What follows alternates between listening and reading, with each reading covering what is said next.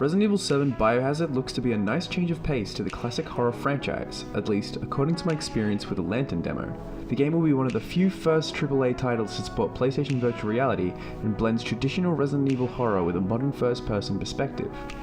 The demo was more or less a game of chase, as I frantically searched a labyrinth underneath the mansion for a way out, fleeing from the seemingly possessed or psychotic Margaret of the Baker family. The game seems to implement the PSVR headset quite well, as you peek through crevices and corners of a room by inching your head forward, which made it far more immersive. The tense feeling of constantly checking windows and openings for flickers of light from a lantern signaling her whereabouts had me engaged.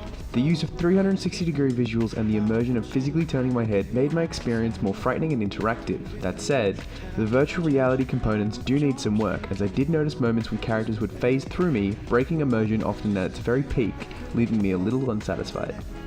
The sound design so far is distinctively eerie. Margaret's sudden calls and bellows and profoundly pacing around the room after I refused to eat what I assumed was human remains was disturbingly authentic. Her paranoia felt genuine and crept into my own paranoia of hiding from her. I used sound cues and her cries to get a bearing of her whereabouts, especially when she was around the corner, and it's those tight moments that stayed with me after playing. There's a lot new to Resident Evil in the Lantern demo. You experience the game from a first-person perspective, which helps sustain a constant fear of the unknown. Areas did feel quite limited, however, as I noticed several doors were locked or suddenly closed in that of a very much a horror cliched fashion. In this sense, the game held my hand, but whether this is a confined part of the narrative or was done simply because it's a demo is unclear. And yet, there's a lot of familiarity to the game. Classic Resident Evil puzzles, such as interacting with a spider statue and a projector to align a shadow with a painting hung up from above, revealing a secret hallway, felt welcoming. The more methodic and investigative game design is definitely a nice change of pace, after the past pair of action-heavy third-person games in the series.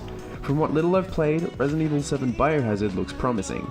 The unsettling aftertaste from being stabbed to death was amplified by PSVR, as I felt more involved and in danger than if I experienced it afar from a TV screen. Despite environments clipping through me and textures having a grainy blur, I'm actively looking forward to a return to a more supernatural narrative. The change in game design to a more traditional horror experience, blending modern first-person walking simulators in classic Resident Evil, has me intrigued too.